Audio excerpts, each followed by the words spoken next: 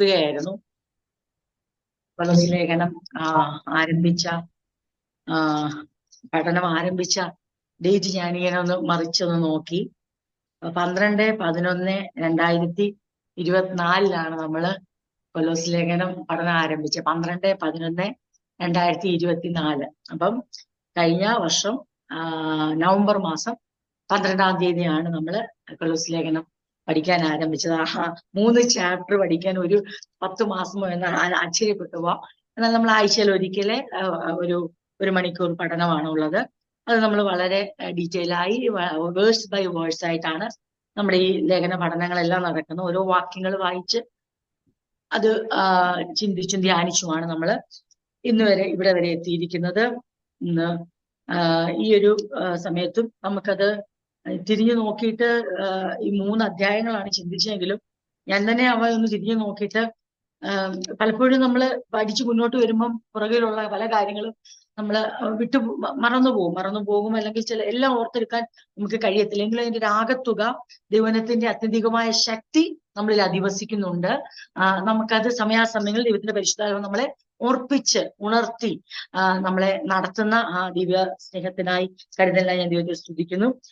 കൊലോസ്യ ലേഖനത്തിൽ നിന്ന് ഒത്തിരി കാര്യങ്ങള് ഒത്തിരി എന്താണ് സബ്ജക്ട് ബേസ്ഡ് ആയിട്ട് നമുക്ക് ചിന്തിപ്പാൻ ദൈവം അവസരം തന്നു.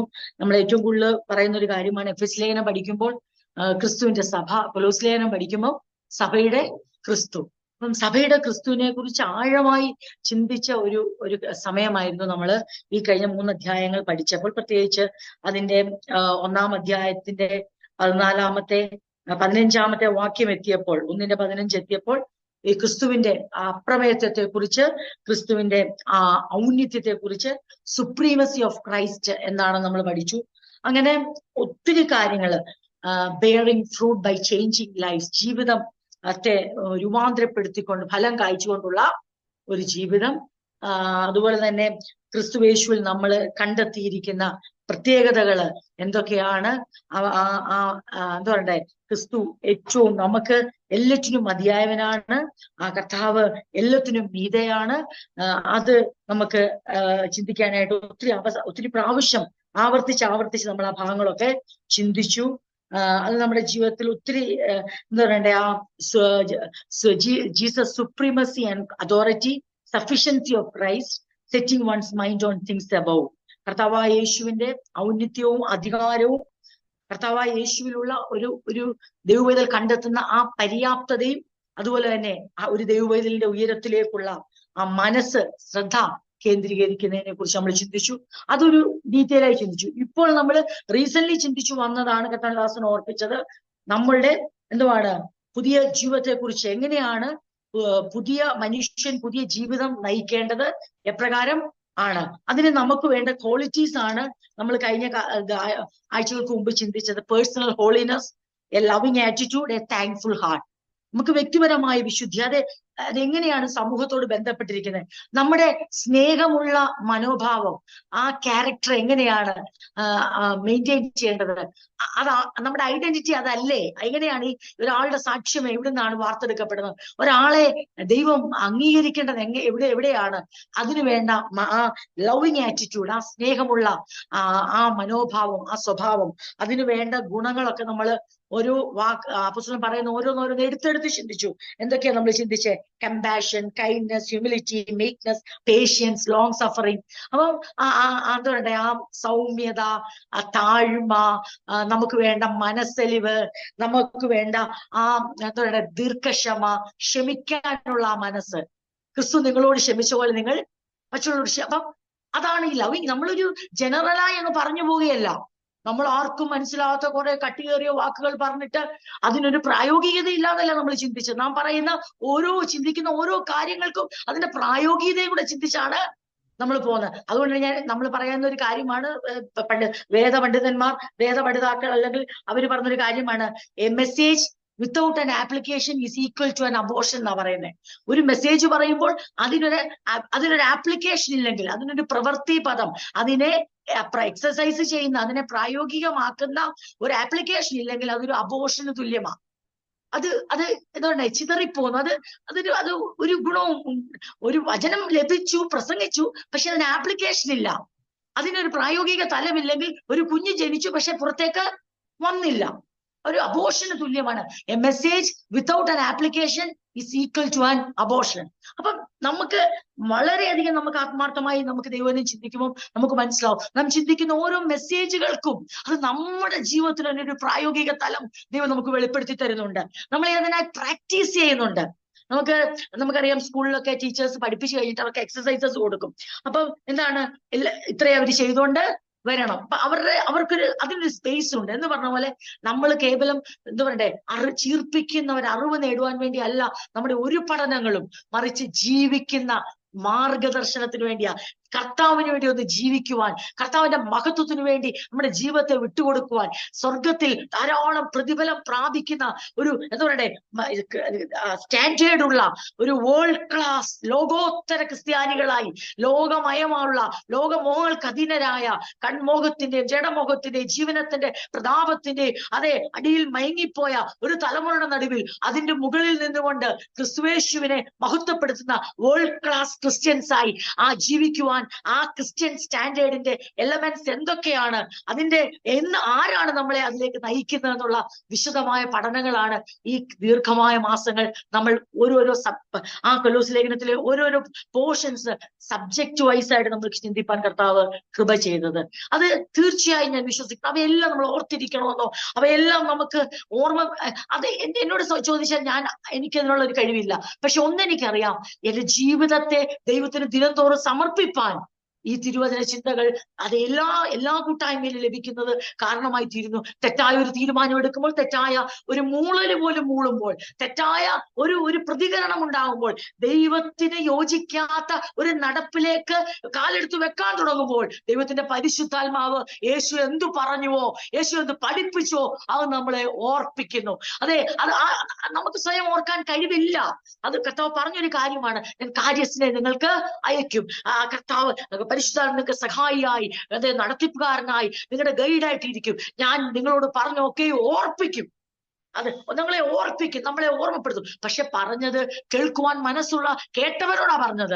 യേശു പഠിപ്പിച്ച വചനങ്ങളെ കേട്ടവരോടാ പറഞ്ഞത്. ഇനിയും നിങ്ങൾക്ക് സമയാസമയങ്ങളിൽ അതിനെ പ്രായോഗികമാക്കുവാൻ പരിശുദ്ധാത്മാവ് നിങ്ങൾക്ക് സഹായിയായി ഇരിക്കും, നിങ്ങളെ ഓർപ്പിക്കും. നമുക്കും ആത്മാർത്ഥമായി അത് പ്രാർത്ഥിക്കണം. കർത്താവേ, നീ ഞങ്ങളെ പഠിപ്പിക്കുന്ന വചനങ്ങളൊക്കെ ഞങ്ങളുടെ ബ്രെയിനിലെല്ലാം ഫീഡ് ചെയ്ത് അതെല്ലാം ഓർക്കാനുള്ള കഴിവൊന്നും ഞങ്ങൾക്കില്ല. പക്ഷെ ഈ വചനങ്ങളെല്ലാം ഞങ്ങൾ കേൾക്കുകയും വിശ്വസിക്കുകയും ചെയ്യുമ്പോൾ ഞങ്ങളുടെ അനുദിന ജീവിതത്തിൽ അങ്ങയുടെ ആത്മാവ് അങ്ങ് വാഗ്ദത്തം ചെയ്ത പോലെ ഞങ്ങളെ ഓർപ്പിച്ച്, ഞങ്ങളെ ഹെൽപ്പറായി, ഗൈഡായി, ഞങ്ങൾക്ക് വഴികാട്ടിയായി അങ്ങയുടെ രാജ്യത്ത് എത്തുവോളം, അങ്ങയുടെ വരവോളം, ഞങ്ങളുടെ ആയുസ്സിന്റെ അന്ത്യത്തോളം ഞങ്ങൾ എന്താ പറയണ്ടേ പഫ്ഡപ്പായി പോകാതെ ചീർപ്പിക്കുന്ന അറിവ് ഞങ്ങൾ അറിവുള്ളവരാണെന്ന് അവകാശപ്പെടാനല്ല, പിന്നെയോ ക്രിസ്തീയ ജീവിതത്തിന്റെ ആ ലാളിത്യവും, ക്രിസ്തീയ ജീവിതത്തിന്റെ നേരും, ക്രിസ്തീയ ജീവിതത്തിന്റെ നിഷ്കളങ്കതയും, ക്രിസ്തീയ ജീവിതത്തിന്റെ മഹത്വവും ഞങ്ങളുടെ ഈ അല്പായുസ്സിൽ വെളിപ്പെടുത്തണമേ. അതിന് ദൈവത്തിന്റെ പരിശുദ്ധാത്മാവ് അങ്ങ് വാഗ്ദത്തം ചെയ്ത പോലെ ഞങ്ങളെ സഹായിപ്പാൻ അവിടുന്ന് ഇടയാക്കണമേ എന്നുള്ള പ്രാർത്ഥന നമുക്കുണ്ടെങ്കിൽ നമ്മുടെ ഒരു ലേഖന പഠനങ്ങളും നമ്മുടെ ഒരു വചന പഠനങ്ങളും ഒരു ആത്മീയ കൂട്ടായ്മയും വൃഥാവായി പോകത്തില്ല. അതുകൊണ്ട് നമുക്ക് സ്വയം നമ്മൾ ഓർക്കും, ഇതൊക്കെ ഞാൻ തന്നെ ചിലപ്പോൾ ഓർക്കും, ഇതൊക്കെ ഓർക്കുന്ന പോലും ഇല്ലല്ലോ, ഇതെങ്ങനെയാ ഇനി ഇതൊക്കെ. അപ്പൊ ചില സമയത്ത് എന്റെ മനസ്സിൽ നെഗറ്റീവ് തോട്ട്സ് വരും, വളരെ വിപരീതമായ ചിന്തകൾ വരും. ഇതൊന്നും നമ്മളിങ്ങനെ പഠിപ്പിക്കുകയും ഒക്കെ ചെയ്യുന്നു, ഒന്നും ഓർക്കത്തില്ല, ഇതൊന്നും ആരും ഓർക്കത്തില്ല, ഇതൊക്കെ ആഴ്ചകൾ കഴിയുമ്പോൾ. പക്ഷെ അത് നമ്മുടെ മനസ്സിൽ വരുന്ന ചിന്തകളാ. പക്ഷെ ഒരു കാര്യം എനിക്ക് മനസ്സിലായി, പല പ്രാവശ്യം ദൈവം മനസ്സിലാക്കിയിട്ടുണ്ട്, നമ്മുടെ ജീവിതത്തെ നേർവഴി കാട്ടിക്കൊണ്ട് ഇരുളിൽ വെളിച്ചമായി നമുക്ക് ആ ലക്ഷ്യബോധത്തോടെ ദിശാബോധത്തോടെ നമ്മളെ നടത്തുവാൻ നാം കേൾക്കുന്ന ഈ വചനം മതിയായതാണ്. പരിശുദ്ധാത്മാവ് ഒരാളത്വമായി നമ്മളോട് കൂടെ ഉള്ളത് കൊണ്ട് ആ പരിശുദ്ധാത്മാവിന്റെ ആളത്വവും പരിശുദ്ധാത്മാവിന്റെ ശക്തിയും ഒരുപോലെ ക്രിസ്തീയ ജീവിതത്തിൽ അനുഭവിക്കുവാൻ കർത്താവ് നമ്മളെ സഹായിക്കും. അതിന് ഈ വചന കേൾവിയും ഈ വചനം ഗ്രഹിക്കുന്നതും അത്യന്താപേക്ഷിതമാണ്. കേട്ടെങ്കിലേ നമുക്ക് ഗ്രഹിക്കാൻ പറ്റൂ, ഗ്രഹിച്ചെങ്കിലേ നമുക്കത് ഉള്ളിലേക്ക് സ്വീകരിക്കാൻ പറ്റും. സ്വീകരിച്ച് അത് ഉള്ളിൽ പതിയുമ്പോഴേ പരിശുദ്ധാത്മാവിന്റെ സമയാസമയങ്ങൾ ഓർപ്പിക്കുവാൻ കഴിയത്തുള്ളൂ. അതുകൊണ്ട് എല്ലാം ദീർഘമായ നാളുകളായി നമ്മൾ ചിന്തിക്കുന്ന ദൈവവചന ചിന്തകളും നമ്മൾ ഓരോ ആഴ്ചയിൽ 2-3 നമ്മുടെ കുടിവരവുകളിൽ നമുക്ക് ലഭിക്കുന്ന വചനങ്ങളും എല്ലാം ക്രിസ്തീയ ജീവിതത്തിൽ നമുക്ക് ഏറ്റവും മുതൽക്കൂട്ടാകും എന്നുള്ളതിന് യാതൊരു സംശയം. ഇത് ഞാൻ നിങ്ങളെ ഉറപ്പിക്കാൻ പറയുന്നതല്ല, ഇത് എന്നെ തന്നെ ഞാൻ ഉറപ്പിക്കാൻ, ഞാൻ പറഞ്ഞ് എന്റെ ഉള്ളത്തോട് ദാവീദൊക്കെ ചെയ്ത പോലെ, എന്റെ ഉള്ളമേ നീ ഒന്ന് ഓർക്ക് ദൈവം ചെയ്തു എന്ന് പറഞ്ഞ പോലെ ഞാൻ എന്റെ ഉള്ളത്തെ ഒന്നും കൂടെ ശക്തീകരിക്കുകയാണ്. ക്രിസ്തുവിലുള്ള നമ്മുടെ പ്രയത്നം വ്യർത്ഥമല്ല എന്ന് ഉറപ്പിക്കാൻ വേണ്ടിയാണ് ഞാൻ ആമുഖമായി ഇത് പറയുന്നത്. നമ്മൾ എത്രമാത്രം ബ്ലസ്സഡ് ആയിട്ടുള്ള അനുഗ്രഹിക്കപ്പെട്ട ജനമാ, രക്ഷിക്കപ്പെട്ടിട്ട് സ്നാനപ്പെട്ട് ദൈവസഭയുടെ ഭാഗമായി കഴിഞ്ഞിട്ട് ഞാനൊക്കെ ചിന്തിച്ചു വെച്ചതും ഞാനൊക്കെ കരുതി വെച്ചതും ഒക്കെ പിന്നെ ക്രിസ്തുവിനെ കുറിച്ച് അറിയണ്ട, പിന്നെ ഞാൻ പല പ്രാവശ്യം ദൈവമക്കളോട് പങ്കുവച്ചിട്ടുണ്ട്. പിന്നെ അറിയേണ്ടത് മൊത്തം രക്ഷിക്കപ്പെട്ട എന്റെ ഭാവിയെ കുറിച്ചാണ് അറിയണ്ടത്. ക്രിസ്തുവിനെ കുറിച്ച് എന്താ അറിയാനാ? ക്രിസ്തുവിനെ ഞാൻ വിശ്വസിച്ചല്ലോ, ക്രിസ്തുവിനെ ഞാൻ ഏറ്റു പറഞ്ഞല്ലോ, ഞാൻ ദൈവവേദനായാലും. ഇനി എനിക്ക് അറിയേണ്ടത് വേദപുസ്തകം എവിടെ തുറന്നാലും എനിക്ക് എന്റെ ഭാവിയെ കുറിച്ച് എവിടെയാണ് എഴുതിയിരിക്കുന്നത്, ദൈവം എനിക്ക് തരുന്ന ഭൂമിയിലെ നന്മകൾ എല്ലാം. രക്ഷിക്കപ്പെട്ടതോടുകൂടി ആത്മീകമായ എല്ലാ കാര്യവും തികഞ്ഞു. ഇനിയും അറിയേണ്ടത് മൊത്തം ഈ ഭൂമിയിൽ എങ്ങനെ ഒരു ദൈവപൈതൽ എന്നുള്ള അഭിമാനത്തോടെ, ഒരു ദൈവപൈതൽ എന്നുള്ള ശരിക്കും പറഞ്ഞ ഒരു ദുരഭിമാനമാണ് കടന്ന് പിടിക്കുന്നത്. ദൈവപൈതൽ എന്നുള്ള യഥാർത്ഥ അഭിമാനം എന്താണെന്നറിയോ? ഏത് സാഹചര്യത്തിലും നിൽക്കുവാൻ കരുത്ത് നൽകുന്നതാണ് ദൈവപൈതൽ എന്നുള്ള അഭിമാനം. പക്ഷെ പലപ്പോഴും ദൈവമക്കളെ ബാധിച്ചിരിക്കുന്നത് ദൈവമക്കൾ എന്നുള്ള അഭിമാനമല്ല, ദുരഭിമാനമാണ്. എന്താണെന്നറിയോ? കർത്താവേ നിന്റെ നാമം ലജ്ജിച്ചു പോകുമോ, അയ്യോ അങ്ങനെ സംഭവിച്ചില്ലെങ്കിൽ, സമയത്ത് വിവാഹം നടന്നില്ലെങ്കിൽ, സമയത്തെ കുഞ്ഞുങ്ങളെ ലഭിച്ചില്ലെങ്കിൽ, അയ്യോ ഞങ്ങൾ പ്രതീക്ഷിക്കുന്ന പോലെ ഞങ്ങളുടെ ജീവിതത്തിൽ പല കാര്യങ്ങൾ ആൾക്കാരുടെ ചോദ്യത്തിന് കൃത്യമായ ഉത്തരം കൊടുക്കാൻ കഴിഞ്ഞില്ലെങ്കിൽ, എന്താ പറയണ്ടേ, ആകെ ആടി ഉലയുന്ന ഒരു നാമമായിട്ടാണ് ഇന്നത്തെ ദൈവമക്കൾ ദൈവനാമത്തെ കണ്ടേക്കുന്നത്. പക്ഷെ അവരറിയാതെ വന്നൊരു വശമുണ്ട്. ഇത് ഞാൻ എപ്പോഴും ആവർത്തിച്ചു പറയുന്ന സന്ദേശമാണ്. ഞാൻ ഇന്ന് രാത്രി വീണ്ടും പറയട്ടെ, നമ്മുടെ ഉള്ളിൽ ഒരു തെറ്റിദ്ധാരണ ഉണ്ടാകാതിരിക്കാൻ. ആ തെറ്റിദ്ധാരണ ഉണ്ടായിരുന്ന ഒരു വ്യക്തിയാണ് ഞാൻ. പക്ഷെ എനിക്കൊരു കാര്യം മനസ്സിലായി, ദൈവവചനത്തിൽ നിന്ന് ഞാൻ എന്റെ ഭാവിയല്ല കണ്ടെത്തുന്നത്, പിന്നെയോ ദൈവം വെളിപ്പെടുത്തിയിരിക്കുന്ന ക്രിസ്തുവിന്റെ മഹത്വത്തെയും അത്യുന്നത പദവികളെയും ക്രിസ്തു ആരെന്നുള്ള വെളിപ്പാട് ദിനംതോറും പ്രാപിക്കുമ്പോൾ എനിക്ക് പിന്നെ എന്റെ ഭാവിയെ കുറിച്ച് ആശങ്കയെ ഉണ്ടാകത്തില്ല. കാരണം ആരെന്റെ കൈക്ക് പിടിച്ചിരിക്കുന്നു, ഞാൻ എവിടേക്ക് പോകുന്നു, ഞാൻ ആരോടൊപ്പം ആയിരിക്കുമെന്നുള്ള ബോധ്യം എന്റെ ഉള്ളിൽ വരുമ്പോൾ എനിക്ക് താൽക്കാലിക ഭാവിയെ കുറിച്ച് അല്പമൊക്കെ ചിന്തകൾ വന്നാലും അതിനെ പാടേ മാറ്റി നമ്മളെ ജയാളികളാക്കി നടത്തുന്ന കർത്താവിന്റെ കൃപ നമുക്ക് അനുഭവിച്ചറിയാൻ കഴിയും. അല്ല എങ്കിൽ യെശയ്യാവ് തുറന്നാൽ എന്റെ ഭാവി എവിടെ, യിരെമ്യാവ് തുറന്നാൽ അവിടെ എന്റെ ഭാവി എവിടെ, അതെ ലേഖനങ്ങൾ തുറന്നാൽ അവിടെ. പിന്നെ ഫിലിപ്പിയ ലേഖനം തുറന്നാൽ ഞാൻ ആകെ കാണുന്നൊരു വാക്യമേ ഉള്ളൂ. എന്താ വാക്യം? എന്റെ ദൈവമോ എന്റെ ബുദ്ധിമുട്ടൊക്കെ. അപ്പോസ്തലൻ നിങ്ങളുടെ എന്ന് പറഞ്ഞു, ഞാൻ അതെടുത്ത് ഏറ്റെടുത്തിട്ട് പറയും, എന്റെ ബുദ്ധിമുട്ടൊക്കെ മഹത്വത്തോടെ ക്രിസ്തു. അപ്പൊ ലേഖനം തുറന്നാലും എന്റെ ബുദ്ധിമുട്ട്, യെശയ്യാവ് തുറന്നാലും എന്റെ ബുദ്ധിമുട്ട്, യിരെമ്യാവ് തുറന്നാലും എന്റെ ബുദ്ധിമുട്ട്, ഉൽപ്പത്തി തുറന്നാൽ അതെ ആഴത്തിൽ ആത്മാവ് പരിവർത്തിച്ച് ഇരുളിന്മേൽ. അപ്പൊ അവിടെ എനിക്ക് എങ്ങനെ എന്റെ പ്രശ്നങ്ങൾ മാറാം, എന്റെ ജീവിതത്തിൽ എന്റെ നിർജീവത്തിൽ ജീവനാകാൻ ഉൽപ്പത്തി തൊട്ട് വെളിപ്പാട് വരെ ഞാൻ തപ്പും. പക്ഷെ അവിടെയെല്ലാം എനിക്ക് നഷ്ടമാകുന്നത് എന്തുവാ? ക്രിസ്തുവിന്റെ മഹത്വവും ആഴവും എനിക്ക് അതിലൂടെ ലഭിക്കേണ്ട പരിജ്ഞാനവും അവനിൽ നിഗൂഢമായിരിക്കുന്ന ഗുപ്തനിധികൾ, ജ്ഞാനത്തിന്റെയും പരിജ്ഞാനത്തിന്റെയും വലിയ റിസോഴ്സുകളാണ് ക്രിസ്തുവിലുള്ളത്. അത് പ്രാപിക്കുമ്പോഴാണ് നമുക്ക് ലോകത്തെ ജയിക്കാൻ പറ്റുന്നത്. അത് പ്രാപിക്കുമ്പോഴാണ് നമുക്ക് പാപത്തെ ജയിക്കാൻ പറ്റുന്നത്. അത് പ്രാപിക്കുമ്പോഴാണ് നമുക്ക് പിശാചിനെ ജയിക്കാൻ പറ്റുന്നത്. അത് കിട്ടാത്തൊരു അന്ധത പിടിച്ച, ഇരുളടഞ്ഞ, കാതടഞ്ഞ, ഹൃദയം ഇരുണ്ടുകൂടിയ ഒരു ആത്മീക തലമുറയെന്ന് പേര് മാത്രം അവശേഷിക്കുന്ന, അത്രമാത്രം ലോകത്തോട് ഇണങ്ങിച്ചേർന്ന ഒരു തലമുറയുടെ നടുവിൽ നമുക്ക് ലോകത്തോട് വേർപെട്ട് നിന്നുകൊണ്ട് ലോകോത്തര ക്രിസ്ത്യാനികളായി ക്രിസ്തുയേശുവിന്റെ എല്ലാ മൂല്യങ്ങളെ ഉയർത്തിപ്പിടിച്ചുകൊണ്ട് ജീവിപ്പാൻ നമ്മളെ ദൈവം കണ്ടിരിക്കുന്നു. നമ്മളൊരു ശേഷിപ്പാണ്. ആ ശേഷിപ്പിനെ ദൈവം നിർത്തിയിരിക്കുന്ന വിധങ്ങൾക്കായി നന്ദിയോടെ ദൈവത്തെ സ്തുതിക്കുന്നു. വേദപുസ്തകം തുറക്കുമ്പോൾ നാം ദൈവത്തിന്റെ മുഖം അന്വേഷിച്ചുകൊണ്ട്, ക്രിസ്തുവിന്റെ ഔന്നത്യം അന്വേഷിച്ചുകൊണ്ട്, ക്രിസ്തുവിന്റെ പരിജ്ഞാനവും ജ്ഞാനവും നമ്മളിലേക്ക് പകരപ്പെടാൻ നമ്മൾ ആഗ്രഹിക്കുമ്പോൾ നമ്മൾ പോലും അറിയാതെ തന്നെ നമ്മുടെ ഭാവിയുടെ ആശങ്കകൾ മാറിപ്പോകും. നമ്മുടെ ജീവിതത്തിന്റെ സ്ഥിരത എന്തെന്ന് നമുക്ക് ബോധ്യമാകും. അസ്ഥിരമായ എല്ലാ അവസ്ഥകളും ദൈവം എന്തെങ്കിലും അനുവദിച്ചിട്ടുണ്ടെങ്കിൽ, യാക്കോബ് ലേഖനത്തിൽ പറയുന്ന പോലെ എന്തിനു വേണ്ടിയാണെന്ന് അറിയാവോ? ആ അസ്ഥിരതയിലൂടെ ദൈവത്തിന്റെ ആത്മീക സ്ഥിരത ഉളവാക്കണം. ഭൗതികമായ അസ്ഥിരതകൾ ദൈവം അനുവദിക്കുന്ന എന്തിനെന്ന് ചോദിച്ചാൽ ദൈവനാമം ദുഷിക്കപ്പെടാനല്ല. അങ്ങനെ ദുഷിക്കപ്പെടുന്ന ഒരു നാമമല്ല ദൈവത്തിന്. പിന്നെ എപ്പോഴാണ് ദൈവനാമം ദുഷിക്കപ്പെടുന്നതെന്ന് ചോദിച്ചാൽ തന്റെ നാമം വിളിക്കപ്പെട്ട ജനം തന്റെ മഹത്വത്തിനൊത്തവണ്ണം ജീവിക്കാതെ തങ്ങളുടെ അകൃത്യങ്ങളിലേക്ക് തിരിയുകയും പാപത്തിൽ ജീവിക്കുകയും ചെയ്യുമ്പോഴാണ് ദൈവത്തിന്റെ നാമം ദുഷിക്കപ്പെടുന്നത്. ദൈവത്തിന്റെ നാമം മഹത്വപ്പെടണം ഒറ്റ മാർഗം ചെയ്താൽ മതി. നാം കണക്ക് പറഞ്ഞ് ദൈവത്തോട് ചോദിച്ചു മേടിച്ചല്ല ദൈവനാമം മഹത്വപ്പെടുത്തേണ്ടത്. അല്ലെങ്കിൽ ദൈവം അങ്ങനെ പ്രവർത്തിച്ചില്ലെങ്കിൽ എന്ന് പറഞ്ഞ് ദൈവത്തെ സമ്മർദ്ദത്തിലാക്കി ഏതാണ്ട് മേടിക്കുന്ന ശീലമല്ല നമുക്കുള്ളത്. അവന്റെ ഹിതത്തിന് വേണ്ടി നമ്മളെ വിട്ടുകൊടുത്തിട്ട് നാം അവനെ സഭയിലും നമ്മളിലൂടെ ദൈവനാമം മഹത്വപ്പെട്ടിരിക്കും. ആ നാമത്തിന് ഒരു കളങ്കവും ഉണ്ടാകത്തില്ല. പക്ഷെ അവന്റെ നാമം വിളിക്കപ്പെട്ട ജനം അതിന്റെ മഹത്വം അറിയാതെ, അതിന്റെ വില അറിയാതെ, അതിൽ പരിജ്ഞാനമില്ലാത്തവരായി തീരുമ്പോഴാണ് ദൈവത്തിന്റെ നാമം ദുഷിക്കപ്പെടുന്നത്. അത് ഇസ്രായേലിലൂടെ സംഭവിച്ചു. ഈ കാലത്ത് തന്റെ നാമം വിളിക്കപ്പെട്ട ജനത്തിലൂടെ അത് സംഭവിക്കുന്നു. നമ്മൾ എല്ലാവരും കൊണ്ടിരുന്ന ചിന്ത എന്നറിയാമോ? നമ്മൾ ചെയ്യുന്ന ദുഷ്പ്രവർത്തികളൊന്നുമല്ല. പിന്നെയോ, അയ്യോ കാത്തിരിക്കുന്നവർക്ക് കുഞ്ഞുങ്ങളെ കിട്ടിയില്ലെങ്കിൽ ദൈവനാമം ദുഷിക്കപ്പെടും. അയ്യോ കാത്തിരിക്കുന്നവർക്ക് സമയത്തൊരു വീട് കിട്ടിയില്ലെങ്കിൽ ദൈവനാമം ദുഷിക്കപ്പെടും. അയ്യോ ഞങ്ങളുടെ കുഞ്ഞുങ്ങൾ മറ്റുള്ള കുഞ്ഞുങ്ങളെക്കാൾ മുൻപന്തിയിൽ വന്നില്ലെങ്കിൽ ദൈവനാമം ദുഷിക്കപ്പെടും. അയ്യോ ഞങ്ങളുടെ കുഞ്ഞുങ്ങളുടെ വിവാഹപ്രായത്തിൽ അല്പം സമയം മുന്നോട്ട് പോയാൽ ദൈവനാമം അങ്ങനെ ചിന്ത കൊണ്ട് ദൈവമക്കളുടെ ഉള്ളിലിട്ടുകൊണ്ട് എല്ലാവരും ഇപ്പൊ ആരാ എന്നറിയാമോ? വിഷയാസക്തിയുള്ളവരായി ഒരു ഊണിന് ജ്യേഷ്ഠാവകാശം വിറ്റുകളഞ്ഞ ഏശാവിനെ പോലെ അഭക്തരായി തീരുമ്പോൾ നമുക്ക് ഇന്ന് രാത്രി നമ്മുടെ ഉള്ളത്തോട് നമുക്കൊരു കാര്യം പറയാം. ഞങ്ങൾക്ക് അങ്ങനെ വേണ്ട കർത്താവേ. ഞങ്ങൾക്ക് ക്രിസ്തുയേശുവിനെ പോലെ ജീവിതത്തിൽ ഏത് വിശന്നിരിക്കുമ്പോഴും കല്ലിനോട് അപ്പമായി തീരാൻ പറയുമ്പോൾ മനുഷ്യൻ അപ്പം കൊണ്ട് മാത്രമല്ല ജീവിക്കുന്നത്, ദൈവത്തിന്റെ വായിൽ നിന്ന് വരുന്ന വചനം കൊണ്ട് ജീവിക്കുന്നു എന്ന് പറയുന്ന ക്രിസ്തുയേശുവിന്റെ സന്തതികളായി ഞങ്ങൾക്ക് ഈ തലമുറയിൽ ജീവിക്കണം.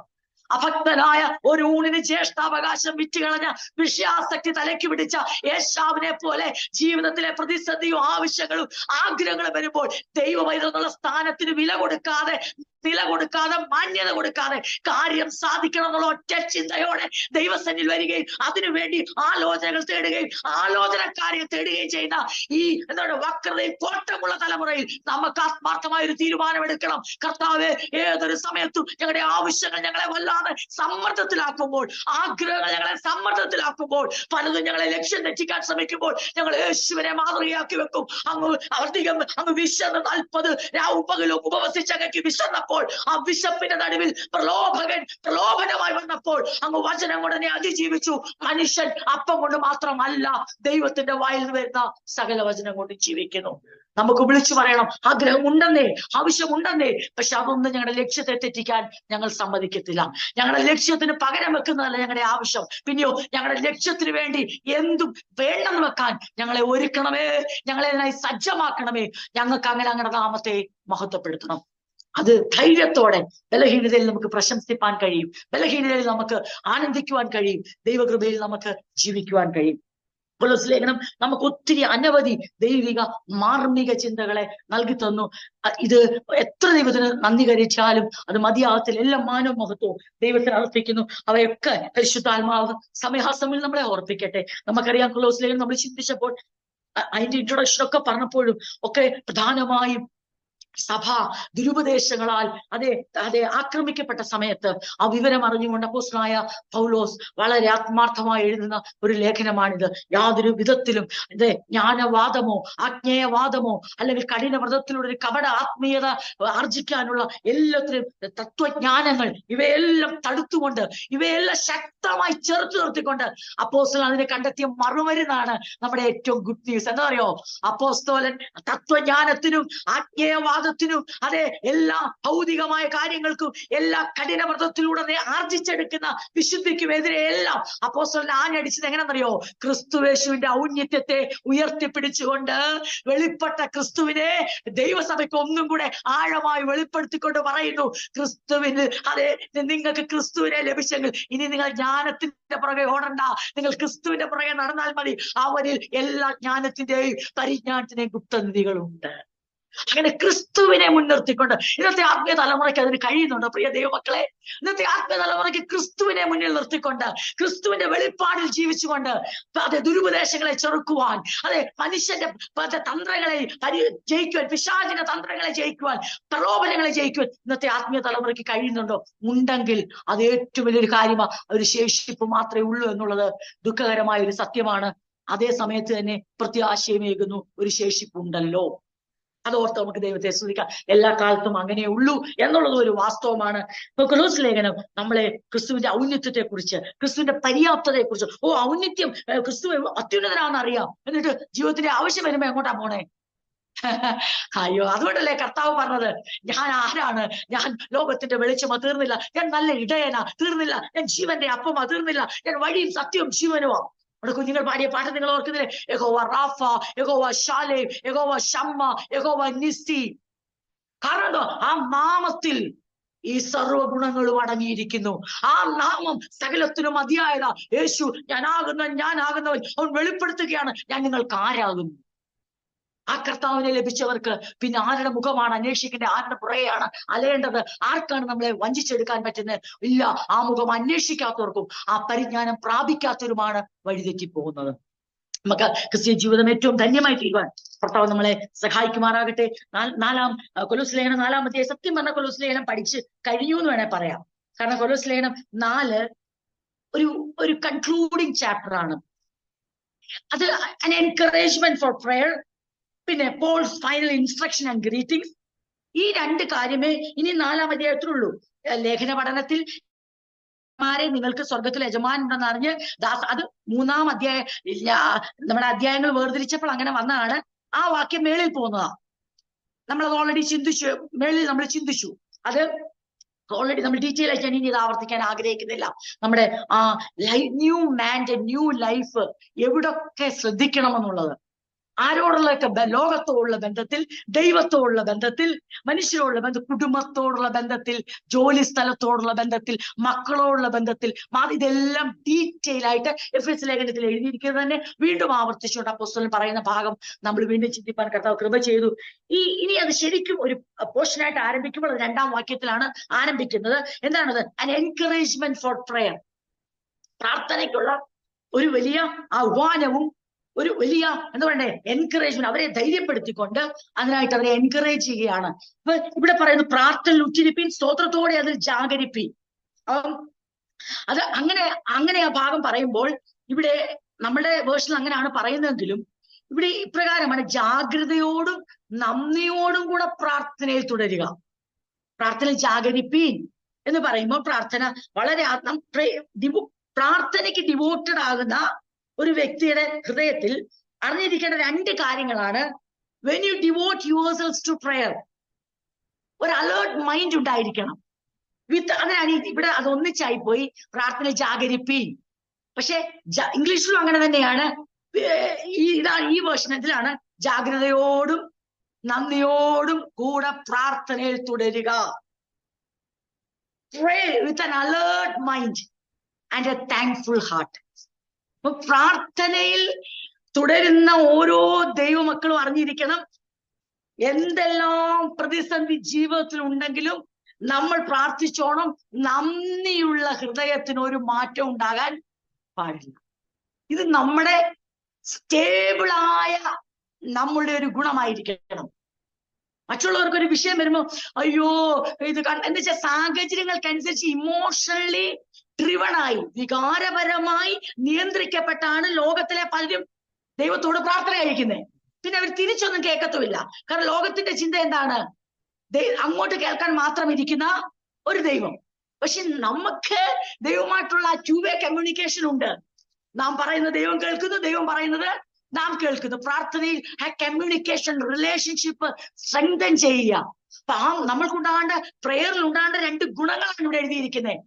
You should have an alert mind, ജാഗ്രതയുള്ള വിജിലന്റ് ആയ ഒരു മനോഭാവത്തോടെയും with a thankful heart. അത് നമ്മൾ ഓൾറെഡി 3-ാം അധ്യായത്തിൽ ചിന്തിച്ചു കഴിഞ്ഞു, താങ്ക്ഫുൾ ഹാർട്ടിന്റെ പ്രത്യേകത. എന്നാൽ അത് നമ്മുടെ സ്റ്റാൻഡേർഡിനെ മെയിൻറ്റെയിൻ ചെയ്യും. ഒത്തിരി പേര് പ്രാർത്ഥിക്കുന്നവരുണ്ട്, പക്ഷെ പ്രേയറിൽ ഈ 2 ക്വാളിറ്റീസ് വേണമെന്ന് അപ്പോസ്തലൻ ആഗ്രഹിക്കുന്നു. നിങ്ങൾക്കൊരു അലേർട്ടായിട്ടുള്ള മൈൻഡ് ഉണ്ടായിരിക്കണം, ജാഗ്രതയും ഉണ്ടായിരിക്കണം, നന്ദിയും ഉണ്ടായിരിക്കണം. അപ്പം ഈ കൊലോസ്യ സഭയ്ക്കകത്ത് വളരെ ആത്മാർത്ഥമായി അപ്പോസ്തലൻ ഇത് പറയുമ്പോൾ, ജാഗ്രത സഭയ്ക്കില്ല എങ്കിൽ സഭയെ വഞ്ചിക്കുവാൻ, കവരുവാൻ ദുരുപദേശങ്ങൾ എപ്പോഴും തയ്യാറാണ്. ദുരുപദേശകരും തയ്യാറാണ്. അപ്പൊ സഭ അലേർട്ട് ആയിരിക്കണം, സഭ താങ്ക്ഫുൾ ആയിരിക്കണം. എന്തൊരു ക്വാളിറ്റി ആണെന്നറിയാമോ അത്? ഒന്ന് ചിന്തിച്ചേ.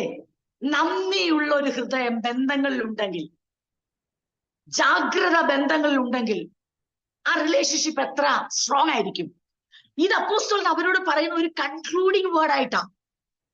എന്നാൽ ഈ കൊലോസ് ലേഖനം നമ്മൾ ആദ്യം ചിന്തിച്ചപ്പോൾ അപ്പോസ്തലൻ ഇത് പറയുമ്പം താൻ അവർക്ക് വേണ്ടി പ്രാർത്ഥിക്കുന്നത്, നിങ്ങൾ പ്രാർത്ഥിക്കണം എന്ന് പറയുമ്പോൾ കൊലോസ് ലേഖനം 1-ാം അധ്യായം അതിന്റെ 9-ാം വാക്യത്തിൽ ഇങ്ങനെ പറയുന്നത്, അതുകൊണ്ട് ഞങ്ങൾ അത് കേട്ട നാൾ മുതൽ നിങ്ങൾക്ക് വേണ്ടി ഇടപെടാതെ പ്രാർത്ഥിക്കുന്നു.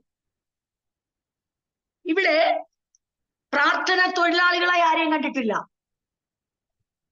ഇവിടെ പരസ്പരം അപ്പോസ്തലൻ ഞങ്ങൾ ബിസിയാ, ഞങ്ങൾക്ക് പ്രാർത്ഥിക്കാനേ പറ്റത്തില്ല, നിങ്ങള് പ്രാർത്ഥിച്ചു. ആദ്യം തന്നെ ശരിക്കും പറഞ്ഞാൽ ഒരു ബ്ലസ്സഡ് ആയിട്ടുള്ള, വളരെ സ്ട്രോങ് ആയിട്ടുള്ള, മീനിങ് ഫുൾ ആയിട്ടുള്ള ഒരു ക്രിസ്തീയ ജീവിതത്തിൽ അതിന്റെ എല്ലാ മൂല്യതകളും നിറഞ്ഞ ജീവിതം നയിക്കാൻ അവരെ പ്രാപ്തരാക്കുന്ന പ്രാർത്ഥനയാണ് ആര് പ്രാർത്ഥിക്കുന്നത് അറിയാവോ? അപ്പോസ്തലന്മാർ, ലീഡേഴ്സ് സഭയ്ക്ക് വേണ്ടി പ്രാർത്ഥിക്കും. 9-ാം വാക്യം, 1-9. അതുകൊണ്ട് ഞങ്ങൾ അത് കേട്ട നാൾ മുതൽ നിങ്ങൾക്ക് വേണ്ടി ഇടപെടാതെ പ്രാർത്ഥിക്കുന്നു. നിങ്ങൾ പൂർണ്ണ പ്രസാദത്തിനായി കർത്താവിന് യോഗ്യമാകും വണ്ണം നടന്ന് ആത്മീകമായ സകല ജ്ഞാനത്തിലും വിവേകത്തിലും അവന്റെ ഇഷ്ടത്തിന്റെ പരിജ്ഞാനം കൊണ്ട് നിറഞ്ഞു വരേണമെന്നും സകല സൽപ്രവൃത്തിയിലും ഫലം കായ്ച്ച് ദൈവത്തെ കുറിച്ചുള്ള പരിജ്ഞാനത്തിൽ വളരണമെന്നും സകല സഹിഷ്ണുതയ്ക്കും ദീർഘക്ഷമയ്ക്കുമായി അവന്റെ മഹത്വത്തിന്റെ വല്ലഭത്വത്തിനൊത്തവണ്ണം പൂർണ്ണ ശക്തിയോടെ ബലപ്പെടണമെന്നും വിശുദ്ധന്മാർക്ക് വെളിച്ചത്തിലുള്ള അവകാശത്തിനായി നമ്മെ പ്രാപ്തരാക്കുകയും നമ്മെ ഇരുട്ടിന്റെ അധികാരത്തിൽ നിന്ന് വിടുവിച്ച് തന്റെ സ്നേഹസ്വരൂപനായ പുത്രന്റെ രാജ്യത്തിലാക്കി വെക്കുകയും ചെയ്ത പിതാവിന് സന്തോഷത്തോടെ സ്തോത്രം ചെയ്യുന്നവരും ആകണമെന്നും അപേക്ഷിക്കുന്നു. What a vigilant prayer and a thankful heart. നന്ദിയുള്ള ഹൃദയത്തോടുകൂടെ അപ്പോസ്തലൻ തന്റെ കൂടെയുള്ള ഒരു കൊലോസ്യ സഭയ്ക്ക് വേണ്ടി പ്രാർത്ഥിക്കുക. അതുപോലെ തന്നെ വിജിലന്റ് ആയിട്ടാ പ്രാർത്ഥിക്കുന്നത്. കാലഘട്ടത്തിന് അനിവാര്യമായ പ്രാർത്ഥന എന്താണ്? ഞങ്ങൾ ഇടപെടാതെ നിങ്ങൾക്ക് വേണ്ടി പ്രാർത്ഥിക്കുക. നിങ്ങളുടെ ചർച്ചിലെ എല്ലാവരുടെയും വിസ ശരിയാകണം, നിങ്ങളുടെ ചർച്ചിലെ എല്ലാവരുടെയും അതെ ഭൗതികമായ ഒരു കാര്യങ്ങൾക്കും മുടക്കം വരല്ലേ. നിങ്ങളുടെ ചർച്ചിൽ ആർക്കും ഞാൻ പറഞ്ഞ നമ്മുടെ ഭൗതിക വിഷയങ്ങൾ നമ്മൾ പ്രാർത്ഥിക്കും. ആ പ്രാർത്ഥനയെ താഴ്ത്തി പറയുന്നതല്ല, പക്ഷെ നമ്മുടെ എയിംഫുൾ ആയ ഒരു പ്രയർ നമുക്ക് വേണം, ലക്ഷ്യബോധമുള്ള ഒരു പ്രാർത്ഥന. എന്താണ് ആ പ്രാർത്ഥനയുടെ പ്രത്യേകത എന്ന് ചോദിച്ചാൽ, നിങ്ങൾ നടക്കേണ്ട രീതിയിൽ നടക്കുവാൻ നമ്മുടെ ഇതൊക്കെ നമ്മൾ വളരെ ഡീറ്റെയിൽ ആയി ചിന്തിച്ച ഭാഗങ്ങളാ. അതുകൊണ്ട് ഞാൻ അതിലേക്ക് പോകാൻ വേണ്ടിയല്ല, ഞാൻ ഈ രണ്ട് കൺക്ലൂഡിങ് പ്രയറിനെയും ഇൻട്രൊഡക്ഷനിൽ പറഞ്ഞ ആദ്യ ചാപ്റ്ററിൽ പറഞ്ഞ പ്രയറും തമ്മിൽ ഒന്ന് റിലേറ്റ് ചെയ്തതാണ്. അതിനുവേണ്ടിയാണ് അപ്പോസ്തലൻ പറയുകയാണെ, എന്റെ ക്രിസ്തുവിന്റെ വിശ്വസ്ത ശുശ്രൂഷനായ എപ്പഫ്രോസിൽ നിങ്ങൾ അത് പഠിച്ചിട്ടുണ്ടല്ലോ. പരിശുദ്ധാത്മാവിനാൽ നിങ്ങൾക്ക് മറ്റുള്ളവരോടുള്ള സ്നേഹത്തെക്കുറിച്ച് അദ്ദേഹം ഞങ്ങളെ അറിയിച്ചിട്ടുമുണ്ട്. അതായത് എപ്പഫ്രാസിൽ നിന്ന് അപ്പോസ്തലനുണ്ടല്ലോ ഈ സഭ ദുരുപദേശത്താൽ പിടിക്കപ്പെടുന്നു എന്ന് പറഞ്ഞു മാത്രമല്ല പറഞ്ഞേക്കുന്നത്, സഭയുടെ കൊലോസ്യ സഭയുടെ ക്വാളിറ്റിയും കൊലോസ്യ സഭയുടെ സ്റ്റെബിലിറ്റിയും ആര് പറഞ്ഞിട്ടുണ്ട്? എപ്പഫ്രാസ് അപ്പോസ്തലനോട് പറഞ്ഞിട്ടുണ്ട്. അപ്പൊ അദ്ദേഹം അത് പറയുകയാണ്, ഞാനത് കേട്ടോ, അക്കാരണത്താൽ തന്നെ ഞങ്ങൾ അത് കേട്ട ദിവസം മുതൽ നിങ്ങൾക്ക് വേണ്ടി ഇപ്പൊ ഞങ്ങളൊക്കെ തന്നെ ഇപ്പം ഈ 4th ചാപ്റ്ററിൽ ആരൊക്കെയാന്ന് വരുന്നുണ്ട്. 1-ാം അധ്യായത്തിൽ പറഞ്ഞ ഞങ്ങളൊക്കെ ആരൊക്കെയാണെന്ന് ഇവിടെ പറയുക. ഞങ്ങൾ അത് കേട്ട ദിവസം മുതൽ നിങ്ങൾക്ക് വേണ്ടി ആരംഭിച്ച പ്രാർത്ഥനകൾ മുടക്കിയിട്ടില്ല. കേട്ടോണോ? എന്താണോ ജാഗ്രതയുള്ള പ്രാർത്ഥന? എന്താണ് ആ താങ്ക്ഫുൾ ഹാർട്ടോടുകൂടിയ പ്രാർത്ഥന? നന്ദിയുള്ള ഹൃദയത്തോടുകൂടെ നിങ്ങളും പ്രാർത്ഥിക്കണം, നിങ്ങൾ അലേർട്ട് മൈൻഡോടെ നിങ്ങളും പ്രാർത്ഥിക്കണം എന്ന് പറയുമ്പോൾ ആ പ്രാർത്ഥന അപ്പോസ്തലനും തന്റെ കൂടെയുള്ളവരും ഈ കൊലോസ്യ സഭയ്ക്ക് വേണ്ടി പ്രാർത്ഥിച്ചു. എന്താണ്? നിങ്ങൾ എല്ലാ വിവേകത്തോടും ആത്മിക ജ്ഞാനത്തോടും കൂടെ ദൈവഹിതത്തെ കുറിച്ചുള്ള പരിജ്ഞാനത്താൽ നിറഞ്ഞവരാകണം.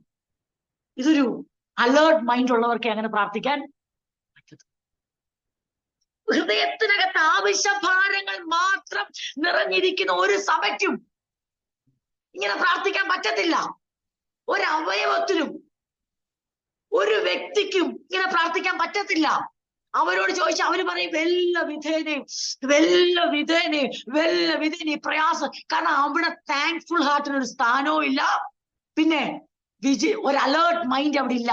കാരണം ഈ തലമുറയിൽ ജീവിക്കണമെങ്കിൽ നമുക്ക് ദൈവത്തിൽ നിന്നുള്ള വിവേകം ആവശ്യമാണ്, ആത്മീക ജ്ഞാനം ആവശ്യമാണ്. മാത്രമല്ല നമ്മുടെ ഹിതത്തെ കൊഴുപ്പിക്കുന്ന, നമ്മുടെ ഹിതത്തനുസരിച്ച് ഒരു ദൈവത്തെ രൂപപ്പെടുത്തി നമുക്ക് പ്രസന്റ് ചെയ്യുന്ന പ്രീച്ചേഴ്സും ടീച്ചേഴ്സും വർദ്ധിക്കുമ്പോൾ അതിൽ നിന്ന് നമ്മൾ ആ ചതിയിൽ കുടുങ്ങിപ്പോകാതെ ദൈവത്തിന്റെ ഹിതം അനുസരിച്ച് ആ പരിജ്ഞാനത്തിലൊന്ന് നിറഞ്ഞു വരണേ പറ്റൂ. ഈ തലമുറയിൽ വീഴാതിരിക്കണമെങ്കിൽ അങ്ങനെ പ്രാർത്ഥിച്ചേ പറ്റുമെന്ന് ആ തലമുറയിൽ കൊലോസ്യ സഭയെ കുറിച്ച് അപ്പോസ്തലന് ബോധ്യമുണ്ടായി. ഇന്നത്തെ തലമുറയ്ക്ക് ആ ബോധ്യമേ ഇല്ല. ആ ദുരുപദേശകന്മാർ കടന്നാക്രമിക്കാൻ ശ്രമിക്കുന്ന ആ കാലഘട്ടത്തിൽ കൊലോസ്യ സഭയുടെ ക്വാളിറ്റിയും സ്റ്റെബിലിറ്റിയും ഓർത്ത് ദൈവത്തെ സ്തുതിക്കുന്നതിനോടൊപ്പം ദൈവം സഭയ്ക്ക് വേണ്ടി എന്ത് ചെയ്തു എന്ന് ഓർക്കുന്നതിനോടൊപ്പം സഭ ഇപ്രകാരം വളർന്നു വന്നേ പറ്റൂ. വിവേകത്തോടും ആത്മീക ജ്ഞാനത്തോടും ദൈവത്തെ കുറിച്ചുള്ള പരിജ്ഞാനത്തിലും നിറഞ്ഞവരാകണം. ഇതാണ് നമ്മൾ ചിന്തിക്കും. ആ ജാഗ്രതയോടെ പ്രാർത്ഥനയിൽ ജാഗരിപ്പി എന്ന് പറയുമ്പോൾ പിന്നെ നമ്മൾ ഒരൊറ്റ കോണ്ടെക്സ്റ്റേ എടുക്കത്തുള്ളൂ. എന്നറിയോ, ഏതൊരു വിഷയം പ്രാർത്ഥിക്കുന്നു അതിനെ പിടിച്ചു വെച്ച് ഭർത്താവിനെ പിടിച്ചു കുലുക്കി അത് കിട്ടുന്നത് വരെ എന്തെല്ലാം വിഷയം നമ്മുടെ മനസ്സിൽ ജാഗരിക്കുക എന്ന് പറയുമ്പോൾ നമ്മൾ ആദ്യം അതാ എടുക്കുന്നത്. പക്ഷെ ഇവിടെ പറയുന്ന അതല്ല. പ്രാർത്ഥനയിൽ നിങ്ങൾക്കുണ്ടാകേണ്ട 2 ക്വാളിറ്റീസ് ആണ്. You should have an alert mind and a thankful heart. സഭ അറിയണം, സഭയുടെ വെല്ലുവിളികൾ സഭ അറിയണം, സഭയുടെ ചലഞ്ചസ് എന്താ, സഭയ്ക്ക് എന്താണ് പ്രതിസന്ധികൾ, സഭ ആയിരിക്കുന്ന ദേശം എങ്ങനെയാണ്, സഭ ആയിരിക്കുന്ന അവസ്ഥ എങ്ങനെയാണ്, സഭയിലേക്ക് ആ സഭയെ കുറിച്ച് ദൈവമക്കളായ നിങ്ങൾക്ക് അലേർട്ട് മൈൻഡ് ഉണ്ടായിരിക്കണം പ്രാർത്ഥിക്കുമ്പോൾ.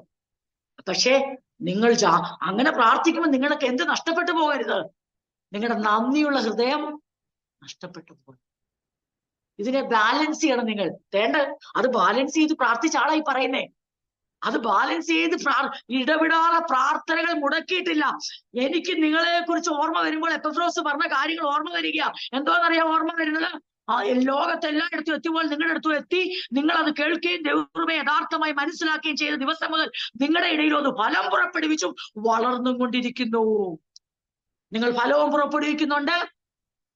അപ്പൊ നമ്മുടെ വിചാരം ഫലവും പുറപ്പെടുവിച്ച് വളരുന്ന സഭയ്ക്ക് വേണ്ടി പിന്നെ വിവേകത്തിന് ജ്ഞാനത്തിന് വേണ്ടി പ്രാർത്ഥിക്കേ, ഫലം പുറപ്പെടുവിക്കുകയും വളരുകയും ചെയ്യുന്ന സഭയ്ക്ക് വേണ്ടിയുള്ള പ്രാർത്ഥനയാണ്. അപ്പൊ പിന്നെ ഫലം പുറപ്പെടുവിക്കാതെ വളരാത്ത സഭയ്ക്ക് എങ്ങനെ പ്രാർത്ഥിക്കണമെന്ന്?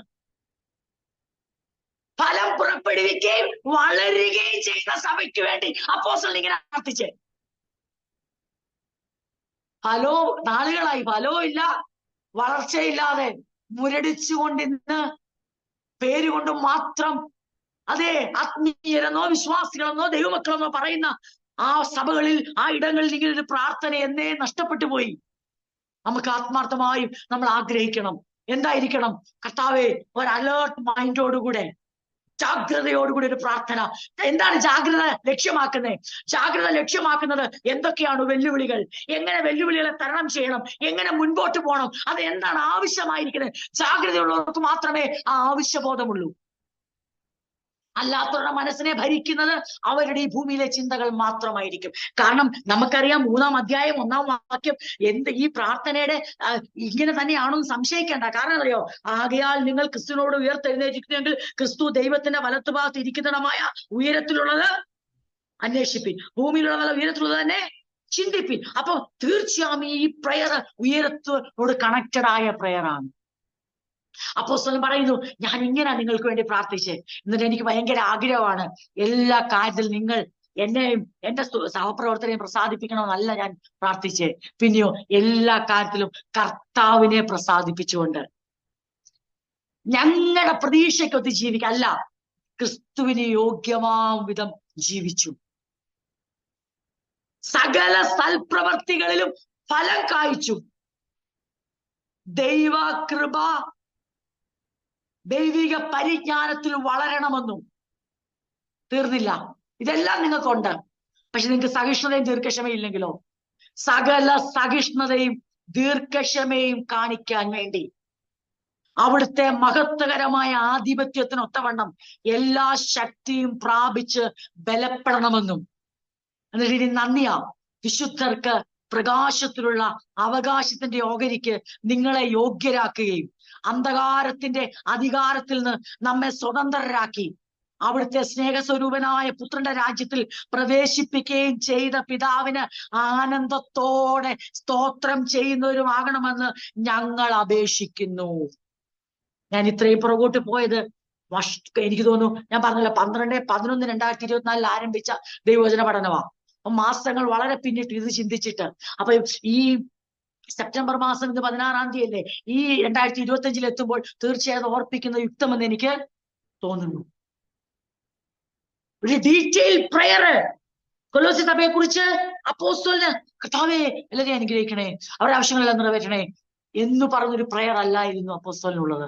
സഭകളെ കുറിച്ചുള്ള അപ്പോസ്തലന്റെ വിചാരവും സഭകളെ കുറിച്ചുള്ള അപ്പോസ്തലന്റെ കരുതലും പ്രാർത്ഥനാ വാചകങ്ങളിൽ വ്യക്തമാണ്. ദൈവത്തിന്റെ പരിജ്ഞാനവും ദൈവിക വിവേകവും, തീർന്നില്ല, വിളിച്ചവന് യോഗ്യമാവുമെന്നുള്ള ഒരു ജീവിത ശൈലിയും, ദൈവത്തെ എല്ലാത്തിലും പ്രസാദിപ്പിക്കണമെന്നുള്ള ആ ജീവിതം നിങ്ങൾക്കുണ്ടാകണമെന്നും. അങ്ങനെ നിങ്ങൾ ജാഗ്രതയോടെ അലേർട്ട് മൈൻഡോടെ പ്രാർത്ഥിക്കുമ്പോൾ തന്നെ നിങ്ങളുടെ മനസ്സ് മൊത്തവും ആവശ്യങ്ങളാൽ നിറയ്ക്കണമെന്നല്ല ആഗ്രഹിക്കുന്നേ. അതോടൊപ്പം തന്നെ നിങ്ങൾക്ക് എന്തുണ്ടായിരിക്കണം? ഞങ്ങളെ എവിടെ നിന്ന് എവിടേക്ക് ആക്കിയിരിക്കുന്നു എന്നുള്ള ബോധ്യത്തോടെ വേണം നിങ്ങൾ പ്രാർത്ഥിക്കാൻ. ഞങ്ങളെ അന്ധകാരത്തിന്റെ ആ അധികാരത്തിൽ നിന്ന് ഞങ്ങളെ വെളിച്ചത്തിലേക്ക്, സ്വപുത്രന്റെ രാജ്യത്തിലേക്ക് ഞങ്ങളെ ട്രാൻസ്ഫർ ചെയ്ത് ഒരു പൊസിഷനിൽ ഇരുത്തിയിട്ടാണ് ഞങ്ങൾ എന്ത് പ്രാർത്ഥിക്കുന്നേ? പരിജ്ഞാനത്തിനും വിവേകത്തിനും ദൈവപ്രസാദത്തിനും ദൈവിക യോഗ്യമായ ജീവിതത്തിനും. എന്തൊരു ബാലൻസിംഗ് ആ പ്രിയപ്പെട്ടവരെ! അല്ലാതെ ഇന്നത്തെ തലമുറയിൽ കാണുന്ന പോലെ ഒരു വശത്ത് ഇതും പറയും, വേറൊരു വശത്ത് എല്ലാ വെള്ളിയാഴ്ചയും എല്ലാ ഞായറാഴ്ചയും എന്താണ് ഇരുട്ടിന്റെ അധികാരത്തെ ശാസിക്കുക. ഇരുട്ടിന്റെ അധികാരത്തിൽ നിന്ന് വിടുവിക്കപ്പെടുന്നു പറഞ്ഞിട്ട് അത് വീണ്ടും വിടുവിക്കാൻ വേണ്ടി അതെ അന്ധകാര ശക്തി നീങ്ങിപ്പോന്നു, അങ്ങനെയുള്ള പ്രാർത്ഥന. പക്ഷെ അപ്പോസ്തലൻ പറഞ്ഞ അങ്ങനെയല്ല. നിങ്ങളുടെ ഹൃദയത്തിൽ വ്യക്തമായ ബോധ്യം ഉണ്ടായിരിക്കണം, നിങ്ങൾ ഇരുട്ടിലല്ല വസിക്കുന്നേ. നിങ്ങൾ എവിടേക്ക് ദൈവം നിങ്ങളെ ട്രാൻസ്ഫർ ചെയ്തു, നിങ്ങൾ ഇപ്പോൾ എവിടെ ആയിരിക്കുന്നു എന്നുള്ളത് വ്യക്തമായി അവരെ ബോധ്യപ്പെടുത്തുകയാണ്. ഇപ്പോൾ നിങ്ങൾ ആയിരിക്കുന്നത് എവിടെയാണ്? ഇരുട്ടിന്റെ അധികാരത്തിന് വിടുവിച്ചു, തന്റെ സ്നേഹസ്വരൂപനായ പുത്രന്റെ രാജ്യത്തിലാക്കി വെച്ചു. എന്റെ പ്രിയരെ, ഈ ബോധ്യമുള്ളവരുടെ അടുത്ത് ഏതെങ്കിലും ദുരുപദേശം വില പോകുമോ? ഭൗതിക വിഷയങ്ങളുടെ താമസം കാണിച്ചിട്ട് ഇരുട്ടാണ്, അന്ധകാരമാണ് എന്നൊക്കെ പറഞ്ഞ് ഭീതിപ്പെടുത്താൻ ശ്രമിച്ചാൽ ഒന്ന് ചിന്തിച്ചേ പ്രിയരെ. അലേർട്ട് മൈൻഡോടുകൂടി പ്രാർത്ഥിക്കുന്ന, താങ്ക്ഫുൾ ഹാർട്ടോടെ പ്രാർത്ഥിക്കുന്ന ഒരു ദൈവവൈതലിനെ എങ്ങനെ കൊടുക്കാൻ പറ്റും? കാരണം ആ വ്യക്തിയുടെ ഹൃദയത്തിൽ എന്തുണ്ട്? ദൈവം ചെയ്ത ഉപകാരങ്ങളെ കുറിച്ച് വ്യക്തമായ ബോധ്യമുണ്ട്. ദൈവം എന്നെ എവിടെ നിന്ന് എവിടേക്ക് ആക്കി വെച്ചിരിക്കുന്നു എന്ന് വ്യക്തമായ ബോധ്യമുണ്ട്. ഇപ്പോഴുള്ള എന്റെ ഒരു കഷ്ടങ്ങളും ഞാൻ ഇരുട്ടിലായതുകൊണ്ടല്ല. ഇപ്പോഴുള്ള എന്റെ ഒരു താമസവും ഞാൻ അന്ധകാരത്തിലായതുകൊണ്ടല്ല. ഞാൻ സ്വപുത്രന്റെ രാജ്യത്തിലാണ്. ആ രാജ്യത്തിലേക്ക് എന്നെ ഉയർത്തിയെങ്കിൽ അവിടെ ഞാൻ ഇപ്പോൾ പ്രാർത്ഥിക്കേണ്ടത് എന്തെന്ന് ചോദിച്ചാൽ, എനിക്ക് ആ രാജ്യത്തിന്റെ സ്റ്റാൻഡേർഡ് അനുസരിച്ച് ജീവിക്കാനുള്ള പരിജ്ഞാനവും വിവേകവും ആ വിടുവിച്ച ദൈവത്തിന്റെ ഹിതത്തെ കുറിച്ചുള്ള തിരിച്ചറിവും ആ വിളിയെ കുറിച്ചുള്ള ആശയില്ലതെന്നും അതിന് യോഗ്യമായ ഒരു ജീവിതം, അയോഗ്യമായ ജീവിതമല്ല, യോഗ്യമായ ഒരു ജീവിതം നയിക്കാനുള്ള കൃപയുമാണ് എനിക്ക് വേണ്ടത്. എന്റെ പ്രിയപ്പെട്ടവരെ, ഇങ്ങനെ പ്രാർത്ഥിക്കുന്ന ഒരു ദൈവത്തിൽ ലജ്ജിച്ചു പോകുമോ? ഇങ്ങനെ പ്രാർത്ഥിക്കുന്ന ഒരു സഭ നാണം കെട്ടു പോകുമോ? ഇങ്ങനെ പ്രാർത്ഥിക്കുന്ന ഒരു സഭയെ പിശാചിന് കൊടുക്കാൻ പറ്റുമോ? ഇങ്ങനെ പ്രാർത്ഥിക്കുന്ന ഒരു ദൈവത്തിലെ ദുരുപദേശങ്ങളാൽ വലിക്കാൻ പറ്റുമോ? സഭയെ കൊടുക്കാൻ പറ്റുമോ? ഓരോ അവയവത്തിനും ബോധ്യമുണ്ട്, ഞങ്ങൾ ഇരുട്ടിലായിരുന്നു, ഇപ്പോൾ ഞങ്ങൾ വെളിച്ചത്തിൽ സ്വപുത്രന്റെ രാജ്യത്തിൽ അവകാശികളായിരിക്കുന്നു എന്ന് പറയുന്ന ഒരു സഭയെ ഏത് ഭൗതിക വിഷയം പറഞ്ഞാ കൊടുക്കാൻ പറ്റുന്നേ? വരുന്നവര് കുടുങ്ങിപ്പോത്തേ ഉള്ളൂ. പക്ഷെ ഈ താങ്ക്ഫുൾ ഹാർട്ടൊക്കെ രക്ഷിക്കപ്പെട്ട നാളിലുണ്ടായിരുന്നു. അന്ന് ഭയങ്കര താങ്ക്ഫുൾ ആട്ടാ. കർത്താവിനെ വിടുവിച്ചു, ഞാൻ പാപിയായിരുന്നു, കർത്താവിനെ രക്ഷിച്ചു. അയ്യോ, ഞങ്ങളുടെ വീടെല്ലാം ഇങ്ങനെ പൗരോഹിത്യ ബന്ധനവും മറ്റു ബന്ധനങ്ങളും ഒക്കെ ആയിരുന്നു. ഇപ്പൊ എന്താ ആ പറഞ്ഞവരൊക്കെ ഇപ്പൊ സഭയ്ക്കകത്ത ബന്ധനം കഴിക്കാൻ?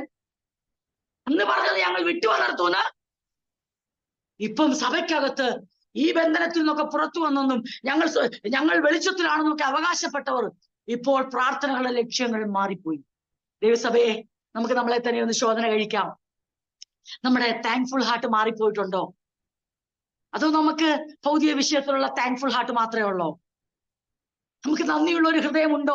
നമ്മളെ വിടുവിച്ച ആ വിടുതലിന്റെ ആഴത്തെ കുറിച്ചുള്ള, ആ എവിടെ നിന്ന് എവിടേക്ക് നമ്മളെ ആക്കി എന്നുള്ള ദൈവിക സ്നേഹത്തിന്റെയും ആ വിളിയുടെയും ആ വിടുതലിന്റെയും ആഴമേറിയ സ്നേഹവും നന്ദി നമ്മുടെ ഹൃദയത്തിൽ നിറഞ്ഞുകൊണ്ട് വളരെ അലേർട്ട് മൈൻഡോടുകൂടെ സഭ ശ്രദ്ധയോടെ പ്രാർത്ഥിക്കുന്നെങ്കിൽ, വ്യക്തികൾ ശ്രദ്ധയോടെ പ്രാർത്ഥിക്കുന്നെങ്കിൽ, അലേർട്ട് മൈൻഡുള്ള ജാഗ്രതാ മനോഭാവമുള്ള ഒരു വ്യക്തിക്ക് മനസ്സിലാകും, എനിക്ക് ദൈവിക പരിജ്ഞാനമില്ലാതെ എനിക്ക് ജീവിക്കാൻ പറ്റത്തില്ല, എനിക്ക് ക്രിസ്തു യേശുവിന്റെ വിവേകമില്ലാതെ ജീവിക്കാൻ പറ്റത്തില്ല, എനിക്ക് ദൈവപ്രസാദം ഒത്തു ജീവിക്കണമെങ്കിൽ എനിക്ക് ദൈവത്തെ എന്താണെന്ന് തിരിച്ചറിയണം. അലേർട്ട് മൈൻഡ് ഇല്ലാത്ത ഒരാൾക്കോ അവർക്ക് ഒറ്റ കാര്യമുള്ളൂ, അവരുടെ ആവശ്യങ്ങൾ സാധിക്കണം. ആരും അവരെ ചോദ്യം ചെയ്യരുത്, ഒരിടത്തും അവരുടെ തല കുനിയരുത്. അവർക്ക് പറയുന്ന പേരെന്നാണെന്നറിയാമോ? ക്രിസ്തുവിൽ അഭിമാനികളല്ല, ദുരഭിമാനി.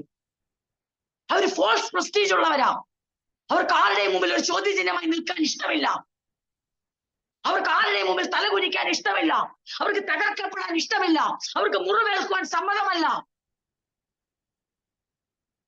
അവർക്കാകെ ലക്ഷ്യമുള്ളത് മനുഷ്യരുടെ ചോദ്യങ്ങളുടെ മുമ്പിൽ അധികം ഭാരപ്പെട്ടു പോകാതെ എല്ലാത്തിനും സമയാസമയങ്ങളിൽ ദൈവം ഞങ്ങളോട് കൂടെ ഉണ്ട്, ഞങ്ങൾ ദൈവത്താൽ മാനിക്കപ്പെട്ട ജനമാ, ദൈവത്താൽ അനുഗ്രഹിക്കപ്പെട്ടു, ഞങ്ങളത് ഉയർത്തിയെന്ന് കാണിക്കാനുള്ള ഫോൾസ് പ്രസ്റ്റീജിനാൽ നയിക്കപ്പെട്ടുകൊണ്ട് അതിന്റെ ഉത്തരത്തിനായി ദൈവത്തെ സമീപിക്കുന്ന നന്ദിയുള്ള ഹൃദയവും കാണത്തില്ല, അലേർട്ട് മൈൻഡും കാണത്തില്ല. കുറെ ഷോപ്പിംഗ് ലിസ്റ്റിലേക്ക്, കടയിൽ പോകുമ്പോൾ ലിസ്റ്റ് തയ്യാറാക്കുന്ന പോലെ കുറെ വിഷയങ്ങൾ മാത്രമേ അവരുടെ പ്രാർത്ഥനയിൽ കാണൂ.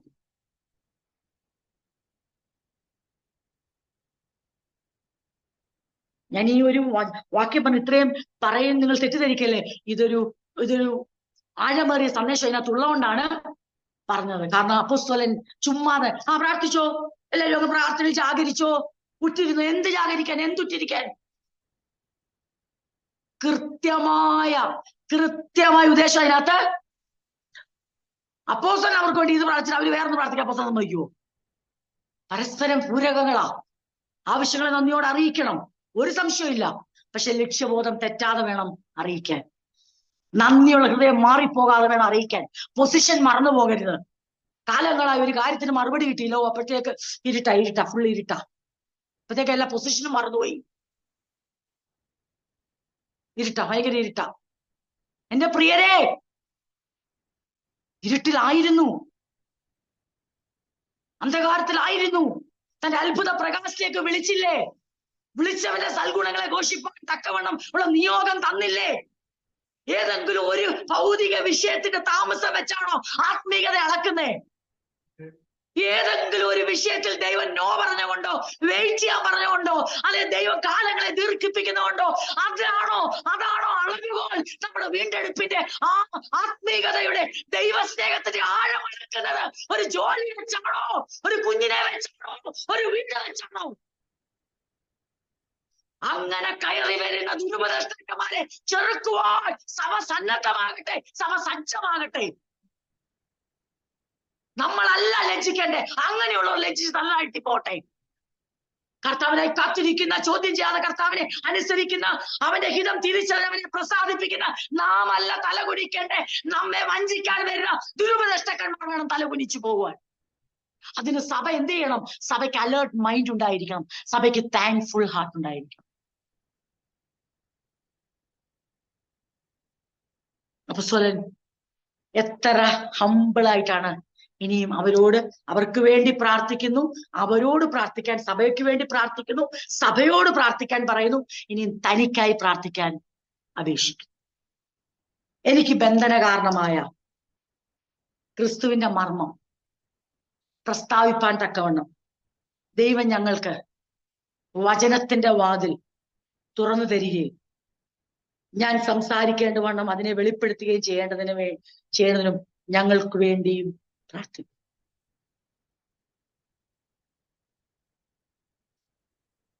ജാഗ്രതയോടും നന്ദിയോടും കൂടെ പ്രാർത്ഥനയിൽ തുടരുക. ഞാൻ തടവിലാകാൻ കാരണമായ ക്രിസ്തുവിനെ കുറിച്ചുള്ള രഹസ്യം ഇനിയും അറിയിക്കാൻ ദൈവം ഞങ്ങൾക്ക് വചനഘോഷണത്തിന് വേണ്ടി ഒരു വാതിൽ തുറന്നു തരണം. എനിക്കത് വേണ്ടും പോലെ വ്യക്തമായി പ്രഘോഷിക്കാൻ കഴിയുകയും വേണം. അപ്പൊ ഒരു കാര്യം മനസ്സിലായോ? ഈ അലേർട്ട് മൈൻഡ്, നന്ദിയുള്ള ഹൃദയമുള്ളവർ അഹങ്കാരികളാകത്തില്ല. അവർക്ക് താഴ്മയുള്ള ഹൃദയത്തോടെ പ്രാർത്ഥനയ്ക്കായിട്ട് അപേക്ഷിക്കാം.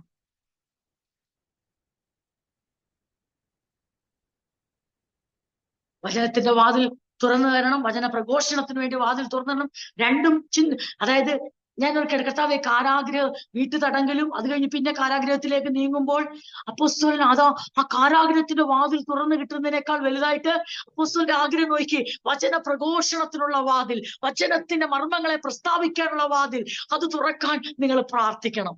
എനിക്കത് വേണ്ടും പോലെ പ്രഘോഷിക്കാൻ കഴിയുകയും ഇതിനായി ഞങ്ങൾക്ക് വേണ്ടി പ്രാർത്ഥിക്കണം.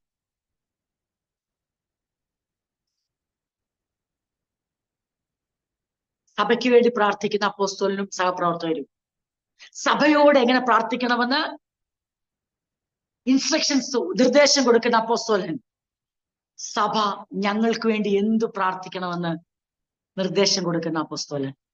തങ്ങളുടെ ജീവിതത്തിലെ ഏറ്റവും വലിയ ലക്ഷ്യം എന്താണോ, ആഗ്രഹം എന്താണോ, നിയോഗം എന്താണോ, അതിന് നിങ്ങളുടെ പ്രാർത്ഥന അത്യന്താപേക്ഷിതം ആണ് എന്ന് അവരെ ബോധ്യപ്പെടുത്തുന്നു. എന്നിട്ട് അപ്പോസ്തലൻ പറയുകയാണ്, സമയം തക്കത്തിൽ ഉപയോഗിച്ചുകൊണ്ട് പുറത്തുള്ളവരോട് ജ്ഞാനത്തോടെ പെരുമാറുവിൻ.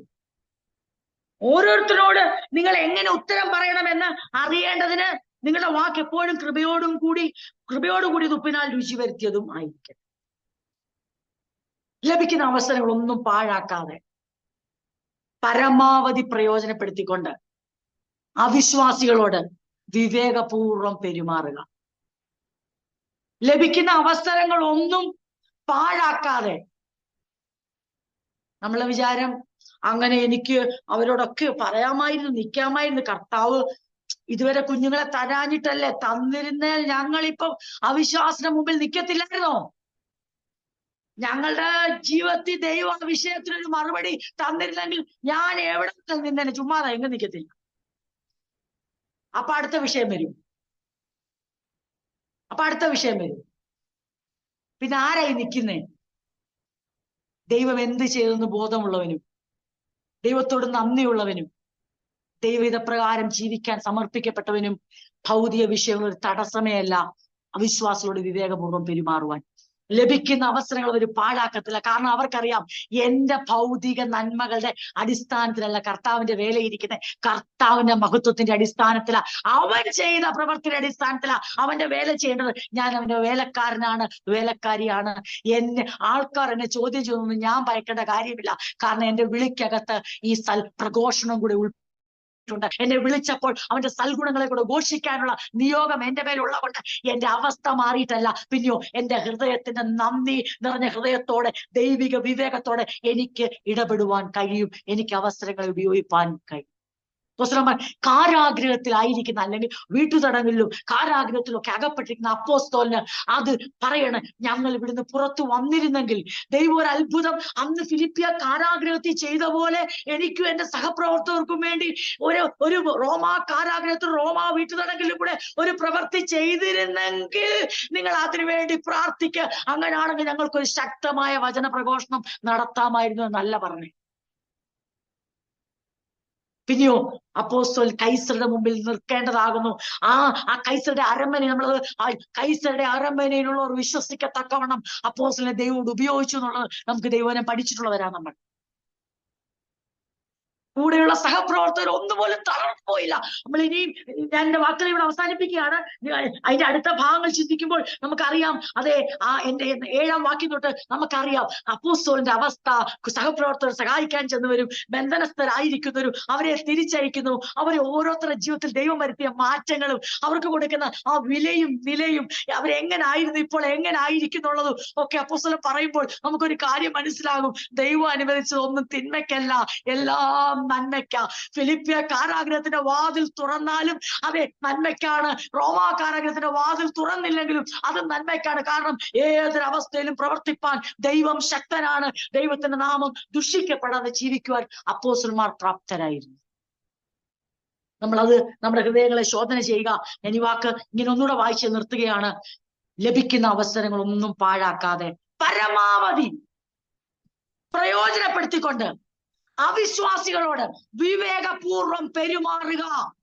ഓരോ വ്യക്തിയോടും എങ്ങനെ ഉചിതമായി ഉത്തരം പറയണമെന്ന് ഗ്രഹിച്ചുകൊണ്ട് നിങ്ങളുടെ സംഭാഷണം ഉപ്പിനാൽ രുചി വരുത്തിയത് പോലെ ഒരു അതിനെ ഉപമിക്കുക. ഉപ്പിനാൽ രുചി വരുത്തിയത് പോലെ എപ്പോഴും കൃപ നിറഞ്ഞതായിരിക്കട്ടെ. എന്ന് വെച്ചാൽ എന്താണ്? B attractive. നിങ്ങളെ രൂപത്തില് ഭാവത്തെക്കാൾ ഉപരി നിങ്ങളുടെ സംസാരം ഒരു അട്രാക്റ്റീവ് ആകട്ടെ. ഉപ്പ് എല്ലാം ചെയ്തു, കാര്യം ശരിയാണ്, പാചകം എല്ലാം ചെയ്തു, സമാസമം എല്ലാം ചേർത്തു.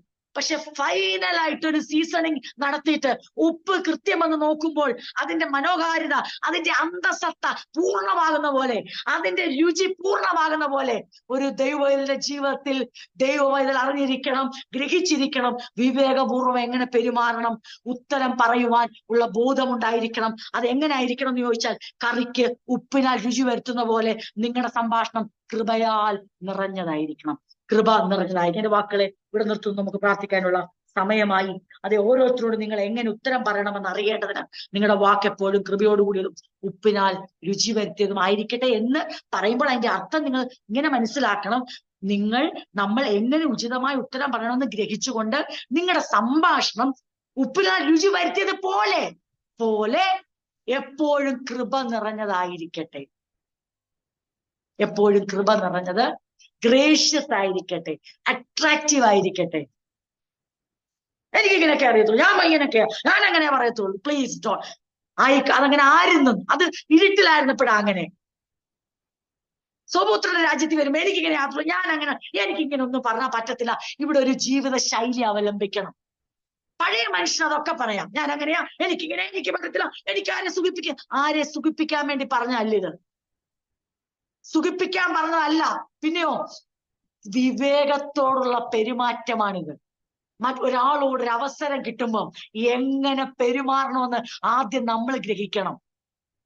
ആ വിവേകം ഉണ്ടെങ്കിൽ നമുക്ക് മനസ്സിലാവും. അപ്പൊ നമ്മുടെ വാക്കുകൾ വളരെ സൂക്ഷിച്ചായിരിക്കും. നമുക്കൊരു ലക്ഷ്യമുണ്ട്. നമ്മൾ ഉന്നം വെച്ചാ സംസാരിക്കുന്നത്. അറിയോ, ഉന്നം വെച്ച് സംസാരിക്കാൻ നമ്മളെക്കാൾ മിടുക്കൻ ആരെങ്കിലും ഉണ്ടോ? നമുക്കൊരാളെ മുറിവേൽപ്പിക്കണമെന്നുണ്ടെങ്കിൽ അതിന് തക്ക ശരം തൊടുത്തുവിടാൻ വാക്കുകളെ സൂക്ഷിച്ചു വെച്ച അവസരം പാഴാക്കാതെ ഉപയോഗിക്കുന്ന ആ സ്വഭാവം ഉണ്ടല്ലോ, അത് ഇങ്ങോട്ടേക്ക് മാറ്റിയാൽ മതി. അതായത് ഒരവസരം കിട്ടിയാൽ ആളെ കർത്താവിലേക്ക് നയിക്കാൻ ഉള്ള വ്യക്തമായ ലക്ഷ്യത്തോടെ വാക്കുകളെ വളരെ കൃപയാൽ, വളരെ ഗ്രേഷ്യസ് ആയി, അട്രാക്റ്റീവായി, കൃപയുടെ ആ വെളിപ്പെടുത്തലോട് കൂടിയ ആ കോൺവെർസേഷൻ നമ്മുടെ ഉള്ളിൽ ഒരു ലക്ഷ്യമുണ്ട്. എന്നറിയോ, ഇരുട്ടിലായിരുന്നപ്പോൾ ലക്ഷ്യം എന്തുവാ? പഴയ മനുഷ്യ ലക്ഷ്യം എന്നാ? ആറ്റനി കോസ്റ്റി പറ്റിയ അവസരമാണ് തക്ക ചുട്ട മറുപടി കൊടുക്കാൻ. അതുകൊണ്ട് ചങ്കെ കൊള്ളുന്ന മറുപടി കൊടുക്കാൻ നമുക്ക് അറിയാവുന്ന ഒരു കഴിവുണ്ടല്ലോ. ആ കഴിവ് അടിയറവ് വെച്ചിട്ട് ഇതാ പുത്രന്റെ രാജ്യത്തിലേക്ക് വരുന്ന, വെളിച്ചത്തിലേക്ക് വന്ന, അത്ഭുത പ്രകാശത്തിലേക്ക് വന്നവർ ഏത് കൃപ സ്വീകരിക്കണം? ലഭിക്കുന്ന അവസരങ്ങൾ ഞാൻ ഒന്നും പാഴാക്കത്തില്ല. അവിശ്വാസികളോട് വിവേകപൂർവ്വം പെരുമാറുവാൻ എന്റെ അവസരങ്ങളെ ഞാൻ ഉപയോഗിക്കും. കാരണം എനിക്കൊരു ലക്ഷ്യമുണ്ട്. എന്റെ വാക്കുകൾ അത് ശരിക്കും കൃപയിൽ നിറഞ്ഞതായിരിക്കണം, അട്രാക്റ്റീവ് ആൻഡ് ഗ്രേഷ്യസ് ആയിരിക്കണം. അവരെ സുഖിപ്പിക്കാൻ, അവരുടെ മുഖപ്രസാദത്തിനല്ല. കാരണം ദൈവത്തെ പ്രസാദിപ്പിക്കാൻ ഇറങ്ങിത്തിരിച്ച് നമുക്ക് മനുഷ്യരെ പ്രസാദിക്കുന്ന ലക്ഷ്യമേ.